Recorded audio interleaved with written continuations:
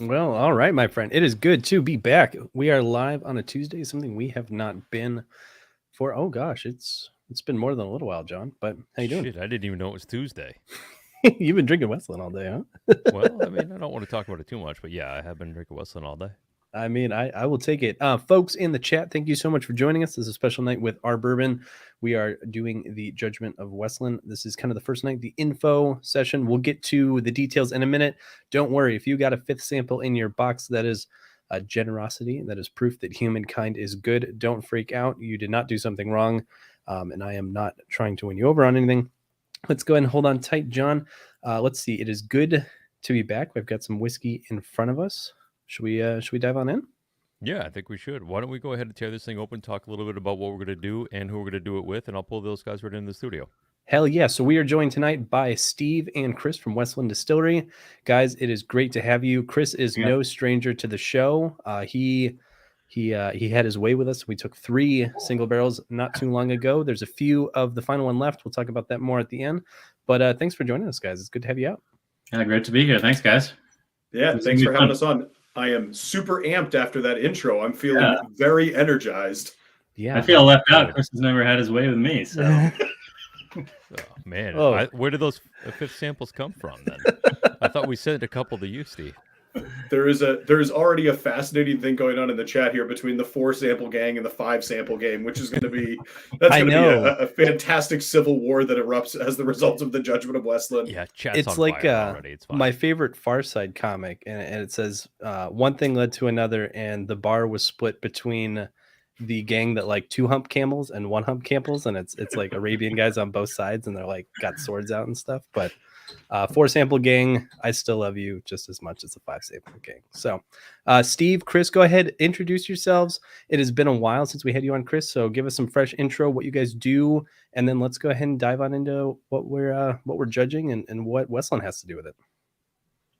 Yeah, go for it, Chris, and I'll do judgment stuff. Go ahead. All right. Yeah. Hey, everyone. Good to be back on again. Jay, John, thanks for having us. I'm Chris Riesbeck. I'm the Vice President of Sales over at Westland.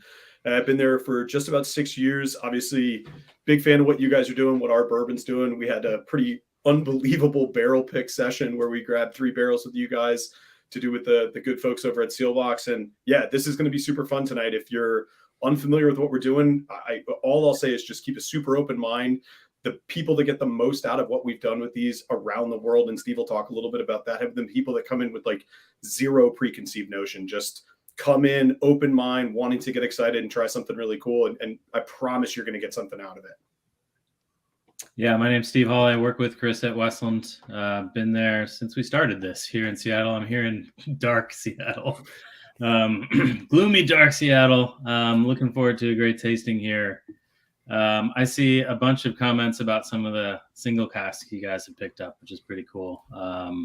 I may or may not have gotten my hands on some of those and was drinking some last night. So, but we're here to talk about the Judgment of Westland, which, as Chris alluded to, is something we've been doing since October all over the world. So I'm going to take you through it a little bit.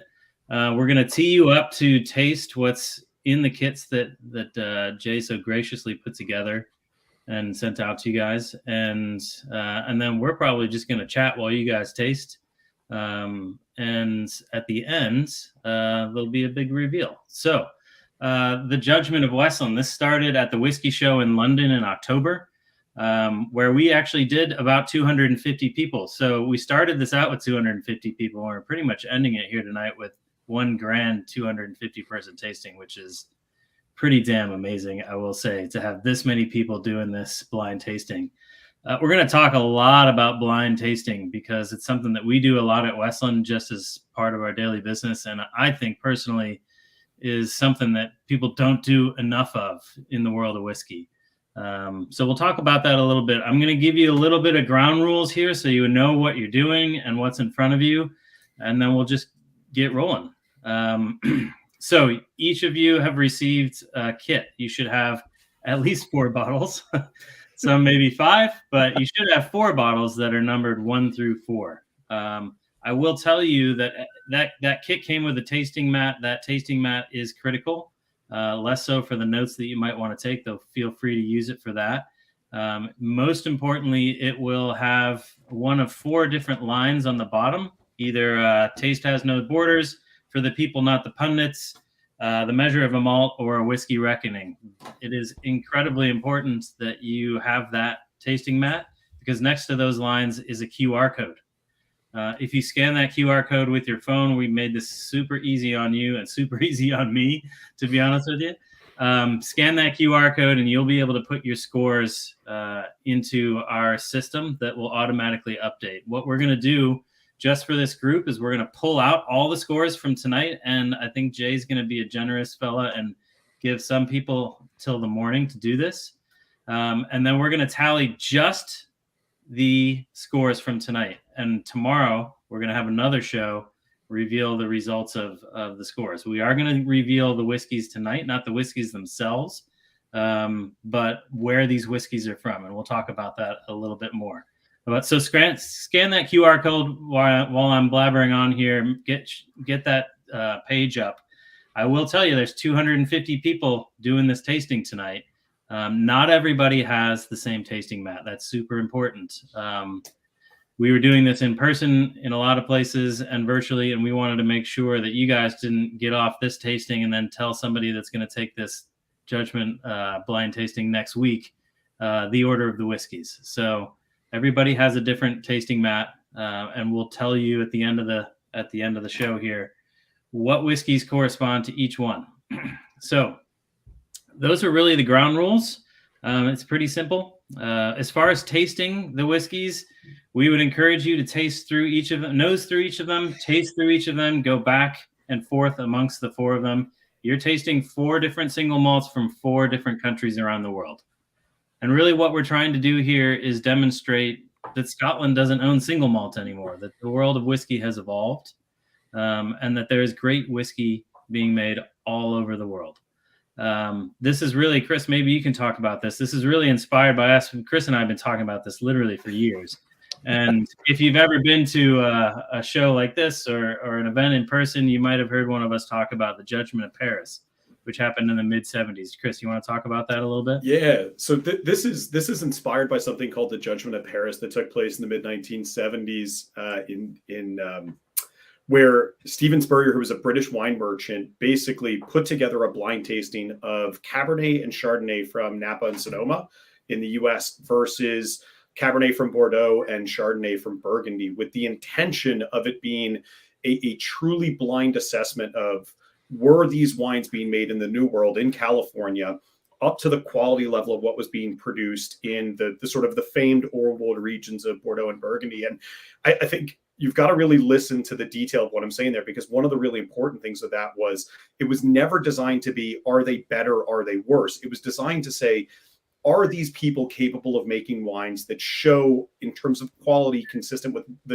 arguably the Bordeaux and Burgundy considered at the time some of the best wines being made in the world. And, to frankly, the great surprise, this is where Chateau Montelena actually won. And it completely changed the dynamics where the French wine press refused to publish the results because they thought it was a farce.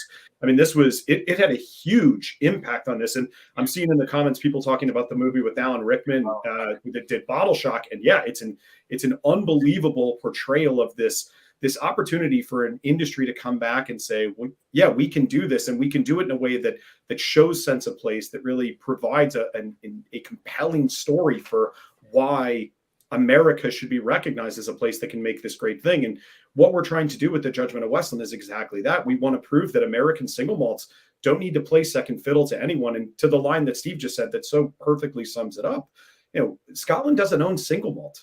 We talk about this ad nauseum, but the reality is a single malt is just single distillery, 100% malted barley, if you follow the sort of common definition employed by most of the whiskey producing regions and whiskey producing countries around the world. Yeah, Bottle Shock is a good example. It's a good movie for people to watch. It's back when Chris Pine was in every movie, I think, for a few years. But it's a good one, and it's a good story. So a couple other ground rules here, or just a little bit of background. Chris kind of touched on this. This is not a competition, guys. We're not asking you to rank these or pick a winner. It's actually really important that you don't try to do that. Yeah. The whiskeys were not selected by us. They were selected by independent whiskey experts, the luminaries in the field, Dave Broom and Sam Simmons. You might have heard those names before, but when we approached them, we said, we want this to be impartial. We want you to pick whiskeys that can stand toe to toe with each other and that are good, good representations of single malt and good representations of their region. There's no tricks here. There's no single casks or cask strength stuff or 40-year-old whiskeys or anything like that. We asked them to pick whiskeys that were kind of comparable from a price perspective. And really pick whiskeys that are emblematic of the house style of the distilleries. So that's what you have in front of you. Again, you're not trying to pick a winner. I know that Dave and Sam would be thrilled, as Chris and I would, if you gave them all 5 stars. I think they're all worthy whiskeys.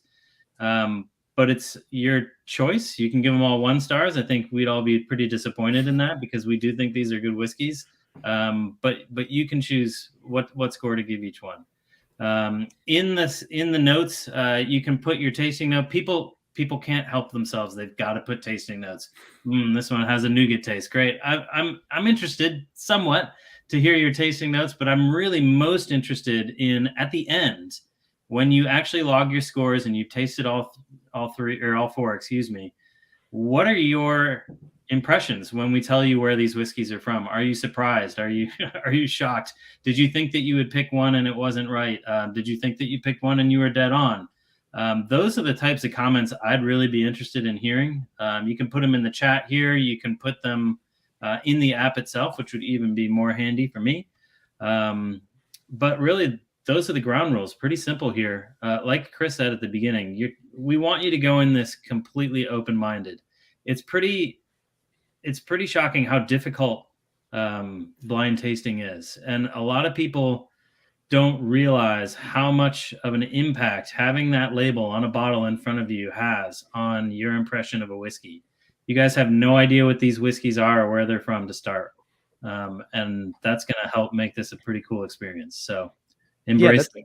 That's something I actually wanted to touch on. I was going to ask, not to tee you up at all, but I was going to ask, like who curated these, right? Like, is like Westland's prime barrel? Like, have you guys been holding on to this honey barrel for 7 years? And because people are naturally hesitant to believe in like the unbiasedness, like spirits competitions, right? Like everyone assumes that Heaven Hill and Buffalo Trace and every producer is like holding on to that one like magical barrel off to the side, like time to go to San Francisco, like LFG, and they ram that in and they hope to get the gold.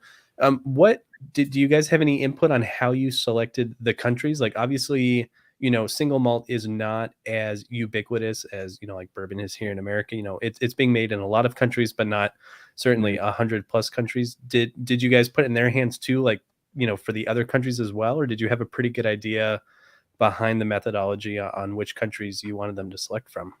We had some ideas, but we didn't want to influence their choices. We let them do it. And I will say, and maybe Chris, you can speak to this, but I wanted to say real quick, we're going to start chatting. So you guys should start nosing and tasting, right?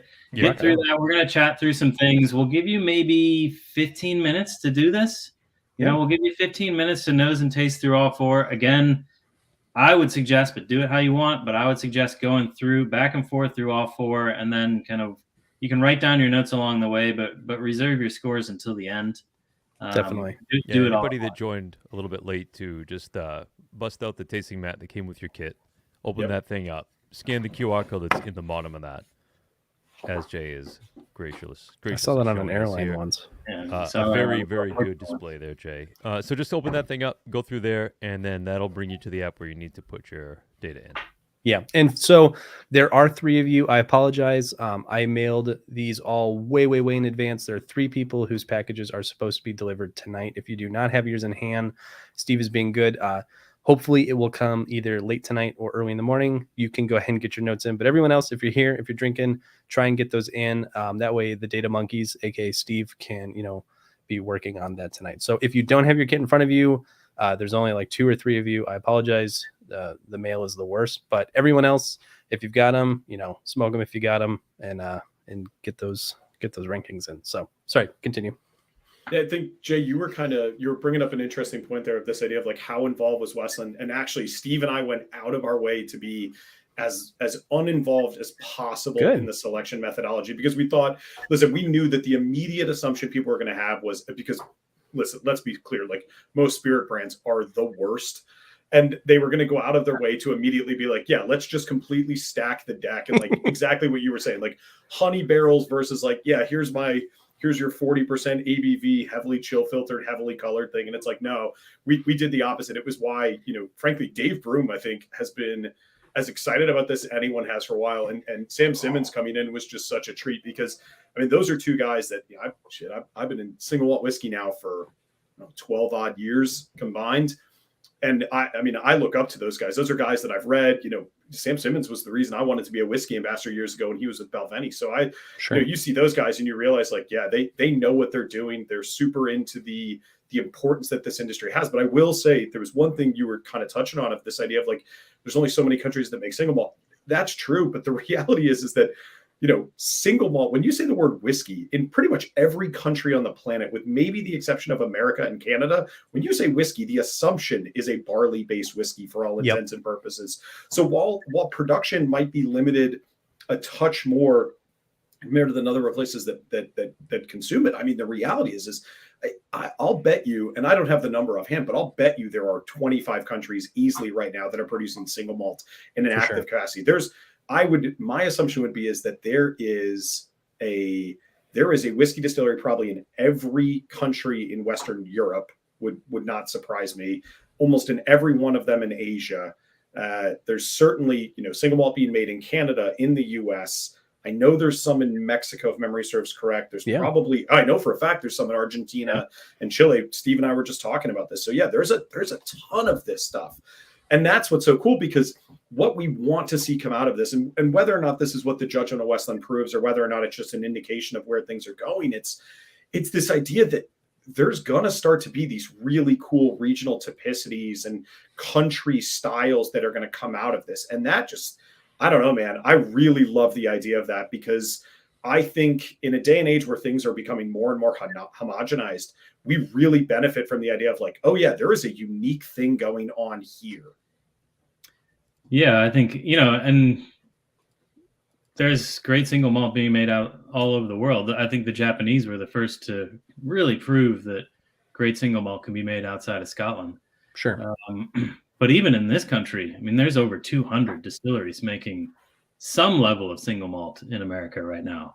I mean, that is a big number. Many way more distilleries making single malt here than there are in Scotland. Yeah, and I think that's kind of an interesting point too, right? Because like when I talk to people who've just gotten into Scotch, they always ask me like, "What's your favorite region?" Like just within Scotland, right? Like people are conditioned to believe that there's so much diversity, and that is true in some respects, right? Like Islay and the Highland are very different, but extrapolating that to a worldview, like what is the single malt from this region of the world, I think is really interesting. And people, because to be honest, when you go to your local liquor store here in the US, like we are not, exploding with single malt options in every single market. And I think that's about to change. And I think, it'll kind of encourage people to be like, oh, Australian malt has its own terroir, and like Scottish malt and American malt, and see them not as all like competing products, but like if I want this flavor profile, or I'm in that mood, or, I like this kind of thing, gravitating towards the different malts of the world. Yeah, it's a really interesting question. And we get this all the time. I head up the American Single Malt Whiskey Commission, which is a trade group of about 100 single malt distilleries And this is the question we get all the time. Everybody's familiar with the classic, placemat that they find in a pub, right, of the Scottish regions. And I get myself into trouble quite often, kind of calling bullshit on that stuff, because it really is. I mean, it's all just kind of marketing gobbledygook. And yes, there are kind of stylistic things that emerge in those reasons, but those are based in the choice and the choices that the distillers make, less so than the geography of where those distilleries sit. I mean, the truth is most Scotch whiskey is made from malt that's imported from Eastern Europe. They're all using the same yeast. They're all getting stills and equipment from the same manufacturers. They like to talk about their water a lot, because a lot of the other things that they're doing, and rightfully so. I mean, it's never been a better time to be a Scotch whiskey drinker.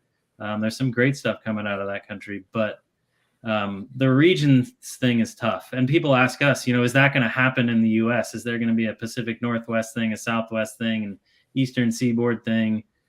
Maybe. I'm not sure. And it's tough it's easier to look at that on a global scale, because the realities of geography actually do play a role in a lot of places. Japan, they emulated Scotch whiskey to a T. I mean, it was Scotch whiskey just made in Japan. Until World War II came along and there was a barrel shortage situation, and they turned to Mizunara, and that's kind of, in my mind, when Japanese whiskey started to blossom a little bit and become kind of its own thing. But when you look at countries like India, Australia, Taiwan, they are contending with real geographical, variables that are absolutely going to influence the style of whiskey that they make. It has to. Sure. So I think it's easier to look at it on a global stage. But when you look at America, I mean, God, this country is so big, so diverse. It's hard to say that there's going to be an American style of single malt. Interesting. I like the I would argue it's too generalist to say there's going to be an American style. I think you'll see much more specific, almost like the way you would think of like AVAs within wine, like sub-regions that have interesting things going on. Whether or not that's, in the Northwest, you could make it for a number of reasons. It could be there's a cultural thing going on in the Northwest that's really unique. There's an agricultural system. There's industry adjacents with winemaking and brewing that lead to a variety of different sourcing availabilities for casks or yeast or just general thought process, the way of doing production. There's some really cool stuff going on there. But I think that the one thing that single malt has going, and this is like the shameless single malt distillery guy point, is if you look at the way that American whiskey sales are going at retail right now, and when I say American whiskey, I sort of mean, I think what the common definition is, which is mostly bourbon, mostly rye. The reality is one of two things has happened. Either so much stuff is so absurdly allocated right now that like selections have gotten just homogenized to the point because they are just dying to get their hands on 2 bottles of something that someone 8 years ago said was amazing, and now everyone wants a bottle of it. Yeah.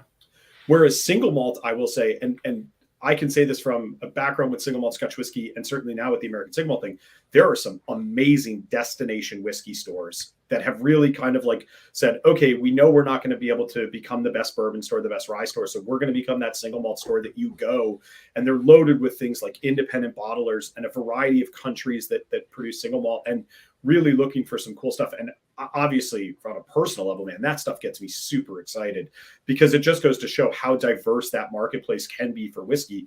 I mean, I'm seeing in these comments, and it just like completely warms the heart, where people are like, oh man, I like all 4 of these for 4 different reasons, or everyone's picking up these little interesting notes. And it's, there's a ton of notes that I'm seeing in here that are indicative of grain. These whiskeys taste like the raw material that they're made out of. And I think that is something that I'm not sure is always the commonplace answer when you're doing a generic American whiskey tasting. Definitely. I think it's really cool to talk about the idea that everybody's tasting something different across all 4, but they like all 4. I think, if everybody just wanted to copy Scotch whiskey wherever they are in the world, man, how fucking boring would that be? I mean, honestly, if we were all and guys, the technology exists. You can emulate it. You can import the grain. You can build the exact same stills. You can manage the temperatures of everything, and you can try and emulate your favorite Scotch whiskey distillery. But how interesting is that? It's not interesting at all, right? So what I find really fascinating is exactly what people are saying, is that you've got 4 different whiskeys, all, you know, have merit, but they all are approaching single malt in a wildly different way. That's super cool. And that's an interesting parlay too, because, you know, back when we did the single cast selections with Chris, I must have gotten 100 emails that were like, is this going to taste like Scotch? And I was like, no, like, I promise it will not taste like it. Yes, it's single malt. And yes, you know, you're used to single malt being attached to Scotch, but I guarantee that these do not taste. And then I got another 100 more after people bought them and like, wow, you're right. It doesn't taste like Scotch. And I was like, you know, imagine that. But, you know, like, thank God we still have taste buds over here. But, you know, it's interesting. People are like, wow, I never knew that single malt could taste like anything but Scotch. And I was really encouraged by how many people just took the plunge and were like, you know what, I've never had a single malt. Here I go. And they're like, holy shit, this is amazing. You know, I got a couple of people like, is there any left over? And, you know, like, I want more of this because it's just so interesting. And I always assumed it tastes like Scotch. And I think that that's a interesting dialogue to hear from people. I will say of your 3 single casts that you picked, Jay, with John, I mean, you could not have had 3 more diverse single cast profiles within a single distillery. I mean, the fact that 775 and 2949 came from the same place is like a mind-blowing thing to me, because they're just so dramatically different in profile. But that's so like something to celebrate. Like, yeah, I mean, that's what's great about single malt. And again, I have a bad reputation, but you know, I love bourbon too. You know, I drink bourbon. I have bourbon in my cabinet downstairs. I have Scotch in my cabinet downstairs. I'll admit it's mostly single malt, but corn is a fairly one-dimensional grain to work with. You'll hear distillers talk a lot about, you know, 70 to 80% of the flavor comes from the barrel.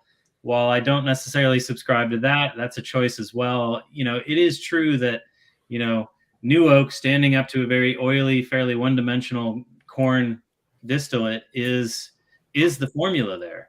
What I find really fascinating about single malt is that we can all be using the same ingredients. And again, look at Scotland. You know, they're all literally using the same malt, literally. Yeah. And they're literally using the same yeast. Yet they can produce wildly different flavor profiles from distillery to distillery, from, you know, down the street from each other. And I think that's kind of the power of malt whiskey is the breadth of flavors that you can coax out of it. And that's what's interesting about going around the world and seeing how different people are interpreting it, and not just trying to make a copy of something that's already been done. And again, I've got tons of Scotch whiskey downstairs in the cabinet, and there's never been a better time. They make great whiskeys there, but they make great whiskeys in India too, and in Argentina, and all these places that are trying to put their own spin on it, which is really cool. Rock on. We could have created, honestly, Steve, correct me if I'm wrong, but I mean, just doing on the numbers, we probably could have created 30 different versions of the Judgment of Westland with an American single malt and 3 non-American single malts. And I think it would have just blown people away. Like, there's that level of variety. I mean, the hardest part, frankly, was getting Dave and Sam to pare down to something where, I mean, one of the things that Steve, forgive me, I don't remember if you'd mentioned this at the beginning, but we also wanted it to be stuff that was accessible. Like, the whole point of this wasn't like, oh, this bottle was a specialty retail thing that you could only buy on flights from Australia to Singapore on the 3rd Thursday of every, you know, March. Sure. It's like that doesn't do any good. Like, there's nothing that annoys Steve and I more than like when we read about something and like, oh yeah, that sold out like 9 months ago. And you're just like, why? Like, if I want to get excited about something, like, do it within the time period. So I will tell you, one of the things, like, I'm not going to get super deep in this because I want people to have a chance to get excited about this when we go through the results a bit tomorrow. But like, every one of these whiskeys are widely accessible in this country. I dig that. Yeah, that's really, you know, we had a few conversations with Dave and Sam up front, and then we let them do their thing. But we all quickly agreed on the ground rules, which is they all have to be relatively the same price. You know, they all have to be widely available, and they can't be kind of obscure things. So from there, you know, they were really on board with this because of the blind tasting, which I think we should talk about for a minute. This is probably, I don't know, give everybody listening here and tasting at your places, you know, 5 minutes or so to finish up. Now, if you haven't gotten to the last one, get to it and then start thinking about what your scores are. Yeah. So real quick, I just want to take a minute of your time. So for everyone that doesn't have the Heroes of Spirit, like trading card deck at home, Dave and Sam, what do they do? Yeah. Give us just a 10-second about them for everyone who's watching, because, that's a huge part of this process and they might not be familiar with them. Yeah, I'll speak to Dave first. Dave Broom is probably the foremost whiskey writer in the world and has been for a decade. He's a super talented writer and an all-around great guy. But he is. I mean, he's salt of the earth. He's had an interesting journey himself, and he's been along with us. One of the reasons we're doing Judgment of Westland now is we just turned 10 years old last year. And, we kind of wanted to measure ourselves against everybody and see where we stood after 10 years. And it's been interesting to have Dave join us along the ride for 10 years because, Sure. He's an encyclopedia of Scotch whiskey. I mean, the guy knows more about Scotch whiskey than anybody in the world, I would argue. He's not a boastful dude, so it's hard to get him to admit that. But he's been along the ride with us as well and seen world whiskey, which is, an unfortunate term, but I guess it's the best term, world whiskey evolve. And it's really been fun to hear him articulate how things have evolved over time. So, he's got the classic bushy gray and black beard, typical Scottish guy, but, just a real joy to be around. And, you couldn't find a better writer on whiskey than Dave. So, I mean, he's written tons of books. He's written a lot about Japanese whiskey. So I'd encourage you to buy some of his books and read some of that. Since he was your inspiration, Chris, you should speak to Sam. What makes, I would say, both of them so special is that they know when to kind of take a step back objectively and go like, this industry is bullshitting us, and kind of go, okay, that's not okay, and frankly shine a bit of the harsh light on it. I mean, I've been in tastings and Sam is now over at I want to say it's Adam Brands and works with the Master of Malt, does the boutique whiskey stuff. Right. They do some just incredible stuff, some really cool stuff. And for what it's worth, we don't have a commercial relationship with Sam, so I would hope no one would think that there's any impropriety there. But I mean, these are guys that have really changed the face of what the Scotch whiskey industry is trying to do. Both guys are really big on inclusion, really focused on diversity in the industry. I mean, these are just such important things that we need to be doing. I will tell you, if you're looking at some of the graphics, and we had some graphics up earlier, and you see, the Judgment of Westland, the people that were doing the tasting was designed to be really diverse. We want a broad impact of people coming in from different walks of life, from different palates, from different things that they're excited about to come and do that. Because admittedly, like what whiskey doesn't need is just, the same people with the same palate, with the same background, just constantly sort of being going like, this is what it is. I mean, Steve and I are both enormous proponents of large public tastings, blind tastings where we can, because I will tell you, Steve's going to make fun of me because he knows exactly what I'm probably about to say. Whatever you say, I'm going to make fun of you. So I will tell you, the first time that we did the Judgment of Westland, when Steve and I were sitting down to do it, I did not pick out our whiskey. Honestly, neither did Sam. He sat in on one of the sessions, and he's the one that literally picked the whiskeys. And he had I love that. I think, but that just underscores what's so great about blind tasting is it's really difficult. And it's even for professionals that do this every day. Every week at Westland, we do Whiskey Wednesday, where our head blender selects a whiskey for us to all nose and taste. And he takes us through a pretty rigorous kind of sommelier-derived process where we blind taste whiskeys and we assess them. And sometimes there are whiskeys, sometimes they're not. Sometimes they're malt whiskeys, sometimes they're bourbons, sometimes they're not whiskeys at all. And you'd be super surprised to see how often we're wrong. I mean, I would say we're wrong, Chris, 90% of the time. Easily, genuinely. We can't even pick out our own whiskeys. It's just really tough, but it's the best way to do it because to me, it's more enjoyable. Chris and I do this when he comes out to Seattle. He never invites me to Connecticut. So when he comes to Seattle, we always have one of the other guys that works with us come over and we do blind tasting. And I'll pour 4 and he'll pour 4 and the other guy will pour 4 and it's a long night. But, it's just way more enjoyable that way. And you're actually assessing the whiskeys on their merits. There's one, and this happens in my house. So I guess my cabinet's the one that gets rated all the time. Chris, he's pretty good about bringing stuff out. But we did one the other night, and the other guy picked a bottle that I don't let people drink because I thought it was great and I hated it. It was really funny. I'm like, oh, I don't like this one at all. It's crazy how that works. Yeah, it's crazy. When you see the label, when you know what it is, it totally biases you towards what you think, and I went out of my way to get that bottle and it has a special thing to me and whatever. And I thought it was going to be great.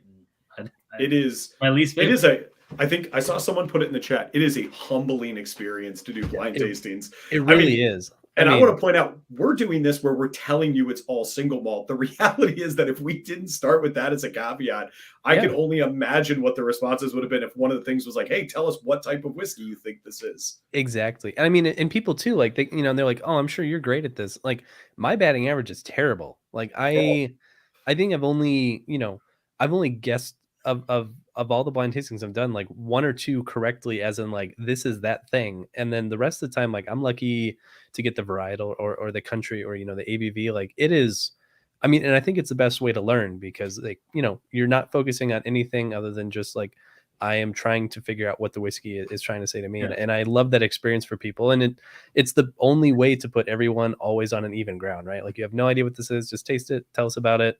And you find out so much about your palate like that. Yeah. Sure.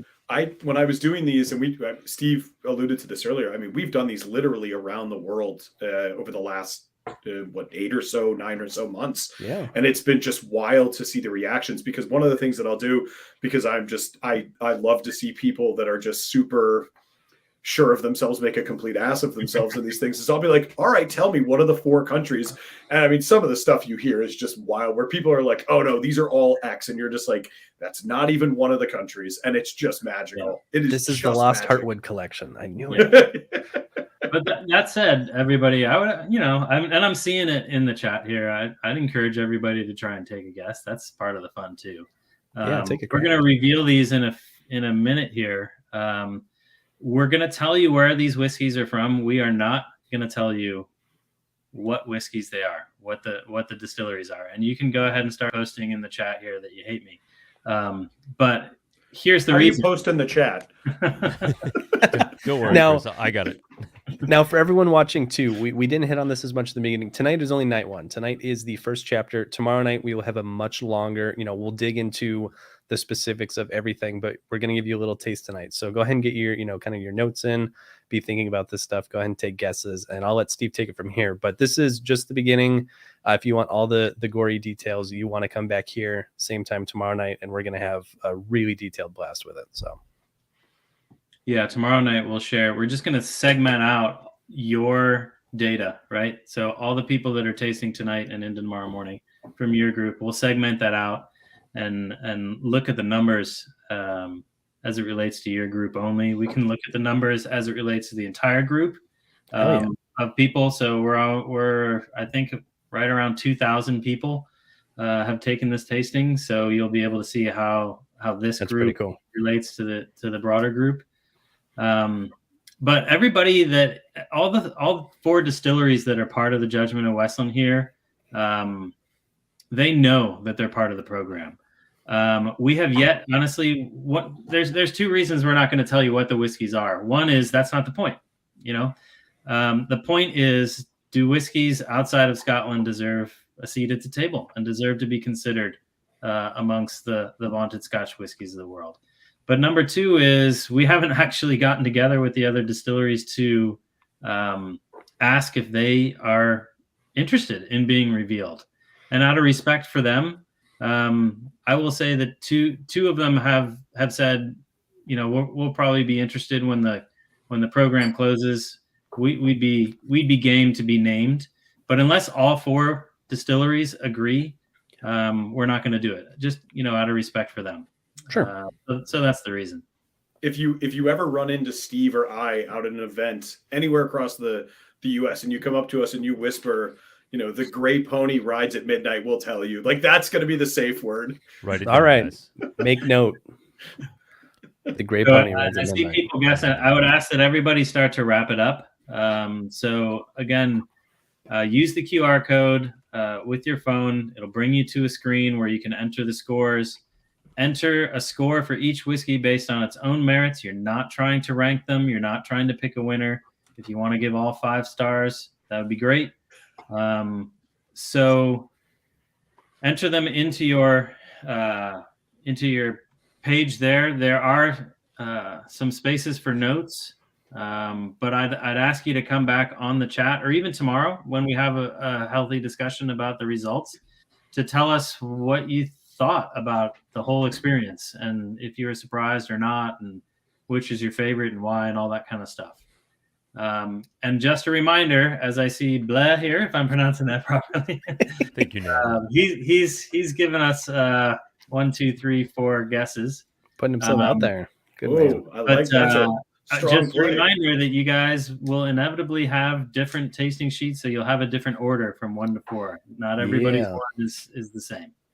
I'll tell you, Steve, in reading the comments now, we definitely missed out on the DraftKings sponsorship opportunity where we let people put wagers on it. Like, we really made an error in not going for Wow. that. That would have been an amazing Paid play. for this whole thing, yeah. We could have my made the God. riskiest YouTube content ever. Betting and alcohol.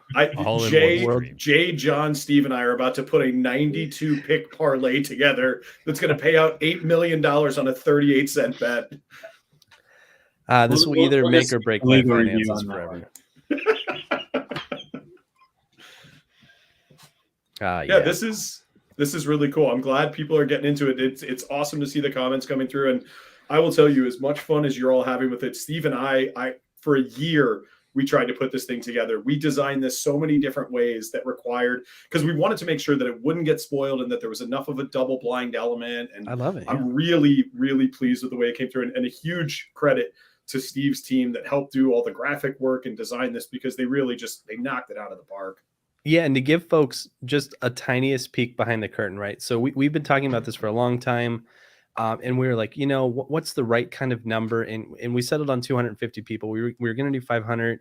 That was a little bit of just a logistical nightmare. Back down 250, and I was just like, God, I hope 500 people are interested, because half of people always flake on everything. That'll give us 250 people. Like 3,700 people signed up for this. So if you got a kit, you are super lucky. Like those are almost like 4 roses single barrel odds. Like, I mean, this was, I'm completely blown away at how much interest there was. So if you got a kit, you're super lucky. It's super good to have you here, and it's super good to have your input, and know that like you truly, there wasn't like 251 people in the drawing and you just got like, you had a pulse and were there. Like, a lot of people wanted it, and I thought that was crazy. I loved it. I like Thomas Hardy's comment. Sorry if my comments are off topic. Didn't do the tasting kit. Sorry, Thomas Hardy. That. Not trying to rub it in, not like trying to like grind that salt in, but like, Yeah, Yeah, you didn't get force- 5 samples, Thomas. Sorry, dude. people The wanted to put undercurrent of themselves out there. salty. The undercurrent of saltiness from 4 Sample Group is palpable, and I love it, because I am also part of 4 Sample Group. I did not receive a 5th in mine, and I literally made some of the kits. So yeah, just take that for what it's worth. It was funny because some were heavier than the others, and I was like, I don't have time to check, but like, that's curious. Like, I'll like working through them. But now we know it was Sample Group 5.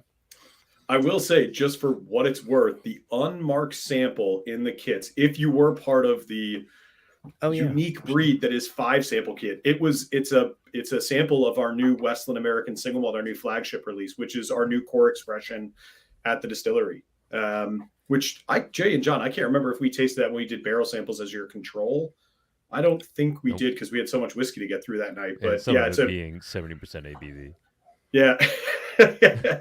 Hazmats will do that to you. But yeah, it's a really cool expression. It's kind of taking elements of our old American oak sherry peated, and frankly, just more mature stock that we've had over the years now, and put together into a singular release. So 46% no filtration, no color. And it's starting to get out there, by God, fingers crossed, and no logistics nightmares. Our goal is for that whiskey to be available nationwide, basically by like June, July of this year. Right now, it's only like 11 trial markets around the country. We're just kind of slowly getting it out there, but it's coming. And it's certainly our design is to get this out here as much as possible. I love it. So do we feel that we've given everybody enough time? If I would they just haven't say done it by now, I'm just going to start banning them. Everybody get out. Damn it. Post in the I was going to say comments, the more ban time. hammer has been wielded in the comments today. I've been loving this just very quickly. Yeah. Squashing. I mean, I'll throw mine out and then I'd say let's roll with it. I think 1 is American, 2 is Scotland, 3 is Australian. What's your 4th is tasting Indian. at? What's your tasting at? Oh, do we want to like? I wasn't sure if that would give too much away. Mine says the measure of a malt. All right. And you think? Sorry, go through it again. American, Scotland, Australian, and Indian, and I'm ready to bet 0. You're saying the measure of the malt is your Yeah. tasting mat, and you said American. Yeah, number 1 is American, number 2 is Scotland, number Number 3 is three. Australian, and number 4 is Indian. Should we tell everybody if Jay's right or not? 100%. Yes. Jay is 0 for 4. I knew it. Sorry, that was louder than I meant to be. Wow. Okay. 0 for I 4. flip flopped a couple, and I'm like, I should have just stuck with it, but 0 for 4. See, I mean, it's hard. It's hard. It's hard. It's really hard. All right. Well, shall I read them off? This is a fun one because I'm reading 4 different sets. Bring Usually it I on. just read the one set, but are we ready? Is everybody ready? Yeah, All right, I'll here we try to go. chuck a banner on there while you do it. If you're Hopefully I ready, can drop me get a it all thumbs up there. in the chat. So you got all of the regions right. So in each of these tasting mats, there's a whiskey from the US, a whiskey from Australia, a whiskey from Scotland, and a whiskey from India. All right. So if you have, we'll start with measure of the malt. If you have a measure of a malt, your order is number 1, Scotland, number 2, Australia, number 3, India, number 4, US. Wow. Ooh, that hurts. Oh, Whiskey it's Raiders so- is gonna fire This me. is the best part of the show for us. I love it. great. I mean, and too, like you guys are putting yourselves out there, right? Like, what if Yeah. everyone's like Westland 1 star? Fuck it, but you know, it's fun. Hey, I don't you think know it what? will. We sat around in more than one meeting saying, "Do we really want to do this?" Because it Oh, could yeah. backfire on us, and we could show really poorly. And we were willing to take that shot. We believe in our whiskey, obviously, and it's all playing out pretty well for us. But yeah, we absolutely took a risk doing this whole thing. We Rock put on. ourselves out there. All right. Do you want to wheel off the other 3? Yep. All All right. right. Let's go with the Taste Has No Borders, Matt. If you have Taste Has No Borders. Number 1 is India. Number 2 is the US. Number 3, Scotland. And number 4, Australia.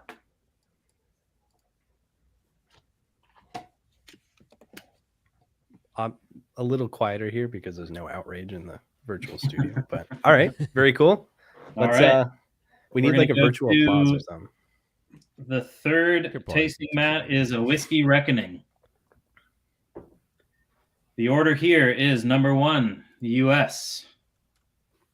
Number 2, Scotland. Number 3, Australia. And number 4, India.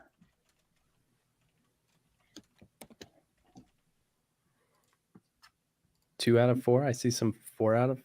Okay. That's All right. good. People- Honestly, these are way better than I had. Good on Chenoweth for knocking out 4 for 4. That's impressive. Hot diggity. Joe Allman knocking it out as well. That's cool, man. That's really cool. It is tough. That's just making Jay feel worse and worse. I'm like, Dan's Jay- gonna Jay- fire me. I Nah, just that's want fine. everyone in the audience to know that Jay secretly texted me while I was doing this. And he said number 1 was vodka, number 2 was gin, number 3 was Pinot de Charente, and number 4 was a glass of white Gewürztraminer. So just to be clear, like, he's doing his best. Number 5's PBR, man. I'm convinced. All right, and I think that leaves the final one, right? Final one should be for the people, not the pundits. Here we've got number 1, Australia. Number 2, India. Number 3, US. And number 4, Scotland. All right. Yeah, completely whiffed. Woo! That is awesome. I mean, and that's the fun of this too, because I was convinced on the Indian malt. That was my anchor. Like I built my Yeah. whole like this is definitely and I have a reputation right. Like Paul John has ruined me like a couple of years ago, and I was like, Paul John is terrible. Like Indian malt, not good. Like, so I learned something. Pretty cool. Yeah. All right. Well, I think as we're coming up on the top of the hour, we'll go ahead. We'll close on up. A reminder to join us here again tomorrow night. I'll send out an email tonight. I'll let you guys tell the world how bad I was. That's your campaign. But be here again tomorrow night. We'll dig deeper. We'll go into the results for the whole group. All fun stuff. Really cool. Do you guys have any parting words for the evening? Kind of wrapping up this first segment.